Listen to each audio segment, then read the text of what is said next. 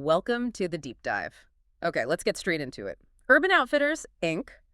just dropped some pretty huge numbers. We're talking record sales, record earnings, and growth in, well, every single part of the business. Yeah, this is their fiscal year 2026 second quarter results, hot off the press today, August 27th. And our job is really to, cut through the noise for you. We want to unpack what's behind these record figures. Exactly. Highlight the key wins, understand the strategy, and give you the real story behind this performance.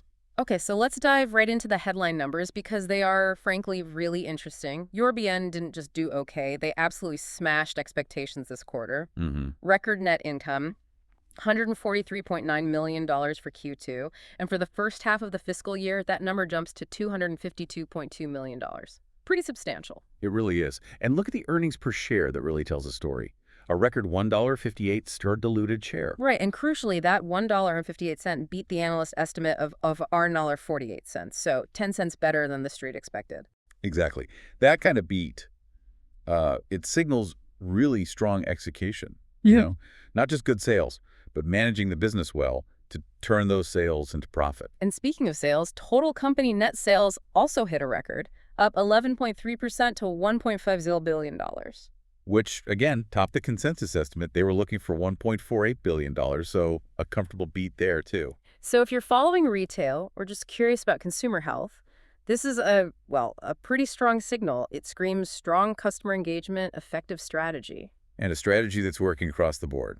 The CEO, Richard Haynes, specifically mentioned that the success was broad-based. That's the key phrase, isn't it? Broad-based. It really is. He stressed that all 5 brands saw positive comparable sales, and not just in one region, but across all geographies. So it's not just, say, Free People having a blowout quarter and carrying everyone else. Precisely. It's Urban Outfitters, it's Anthropologie, Free People, FP Movement, Nuuly, everything contributing. That points to really solid portfolio management. Okay, so we've got the big picture record numbers, broad success. Let's peel back the layers now. Where did this growth actually come from? Let's look at the segments and the brands. Right. This is where you see the mechanics behind those headline figures. First up, the main engine, the retail segment. Net sales there climbed 7.8% to $1.29 billion. And the comparable sales, which is a key metric looking at stores and digital channels, open for more than a year. Those were up 5.6%. And interestingly, that growth came from both physical stores and digital. Okay, so not just an online story or a bricks-and-mortar comeback, but both working together. Exactly. Mid-single-digit growth in both. Stores saw higher traffic, more transactions, people spending more per item, that's the average unit retail, and better conversion. So more people coming in, buying more, spending more, and more likely to buy once they're there. That's strong. Definitely. And digital, increased sessions and people buying more items per order. It looks like a pretty well-oiled omni-channel machine. It does. And within that retail segment, how did the individual brands perform on those comparable sales? Free People led the pack, up 6.7%. Really strong momentum there. Anthropologie also solid, up 5.7%. And the Urban Outfitters brand itself, up 4.2%. So positive comps across all 3 main retail brands. Okay, consistent strength. But let's talk about the subscription segment, Nuuly, because those numbers. Yeah. Wow is about right. Sales exploded, up 53.2% to $139 million. 53%. And what's driving that? Subscribers, a massive 48.1% increase in average active subscribers. It's clear that the rental model is really resonating. It absolutely is. That's not just incremental growth. It's tapping into a major consumer shift, towards access over ownership, sustainability, variety. Yuli's hitting a sweet spot. Definitely a huge strategic win, diversifying away from just traditional selling. And quickly, the wholesale segment. Often overlooked, but still important. Also positive. Net sales up 18.1% to $77 million. And that was mainly Free People again. Primarily, yeah. Free People wholesale jumped 19.5%, mostly selling more to specialty boutiques and partners. Shows the brand has pull beyond its own stores. Okay, so strength in retail, explosive growth in subscription, and solid performance in wholesale. A really well-rounded picture. Let's just quickly add a bit more color on those brand performances because there are some interesting details. Anthropologie's total sales were up 7% to $607 million. Okay. And that comparable retail sales growth of nearly 6%. It was positive across all their product categories, apparel, home, accessories. Everything worked. That shows real breadth within the brand itself, consistent appeal. Then, Free People, including FP Movement total sales, soared 14% to $415 million. And FP Movement, the activewear part, must be a huge driver there. Huge. FP Movement sales alone were up 30%. That's clearly a major growth engine for them, capitalizing on that whole wellness and active trend. 30% is massive. Okay, and the Urban Outfitters brand. Total sales up 5% to $333 million. Comps up 4%, like we said. But here's a nuance. Yeah. Store sales were actually up high single digits. Okay. Strong store performance. Very. But it was partially offset because digital channel sales for the Urban Outfitters brand specifically saw a low single-digit decline. Huh. That's interesting. Why was that? The release mentioned decreases in average order value and units per transaction online for that specific brand. So maybe people visiting the site but buying less or cheaper items. Right.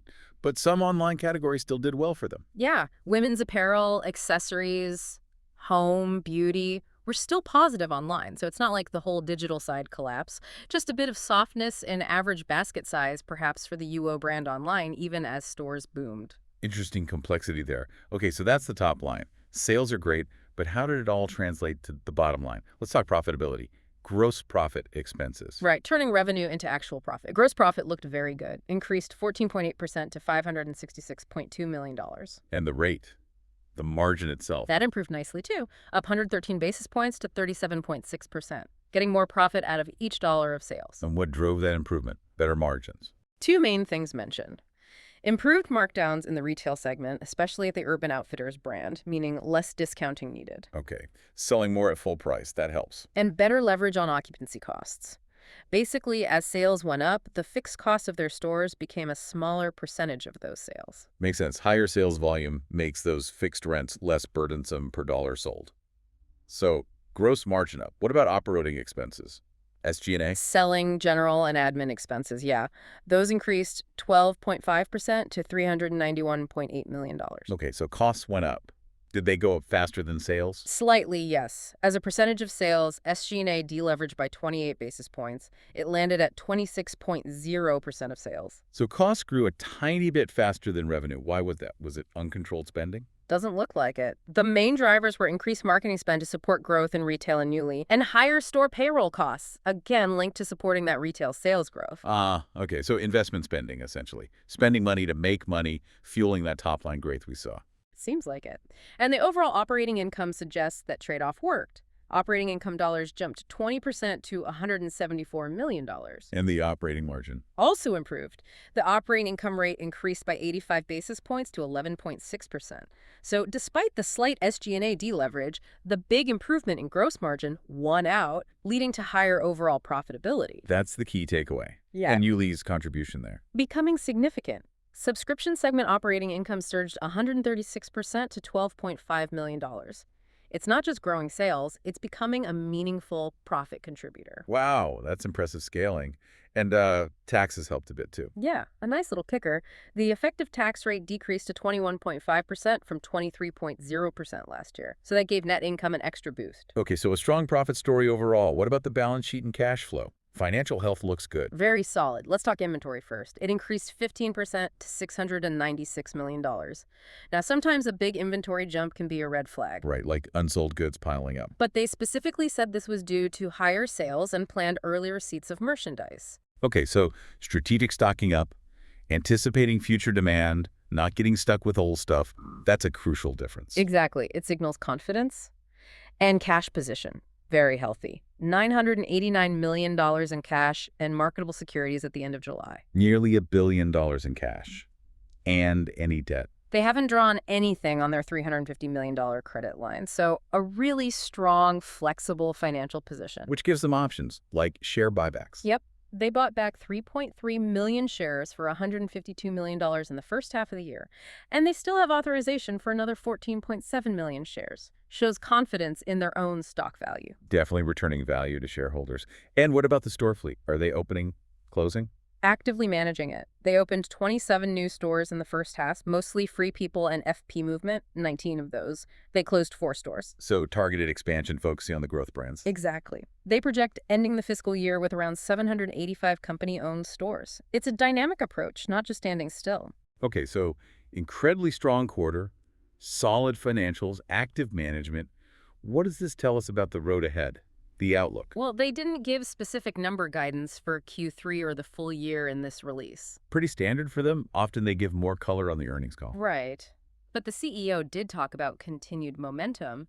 That language, combined with the strategic inventory build and the targeted store openings, it suggests they feel pretty good about the near term. Yeah, you don't build inventory and open stores aggressively if you're expecting a slowdown. It signals internal confidence that these trends can continue. But of course, they always list the caveats, the potential risks. Always. And it's important for you, the listener, to keep these in mind. Things like the overall economy, consumer spending shifts, Fashion trends changing quickly, competitive pricing pressure. geopolitical stuff, labor costs, making sure the digital channels keep performing. These are always factors for any retailer. No doubt. So while the Q2 results are fantastic, the environment is always dynamic. Absolutely. Constant vigilance and adaptation are key. So wrapping this up, this deep dive really shows Urban Outfitters firing on all cylinders in Q2. Record results pretty much everywhere you look. Yeah, the broad-based success is really the standout theme. Every brand, every segment contributing. Plus that Nuuly growth is just phenomenal, showing real innovation. The strong profit margins, the healthy balance sheet, the share buybacks, the strategic store growth, it all paints a picture of a company executing extremely well right now. Definitely strong positioning. So the big question for you to think about is, what stood out most to you here? And looking forward, how does URBN take this continued momentum, especially with innovative models like Nuuly, and keep pushing the boundaries in a retail world that never stops changing? That's what we'll be watching.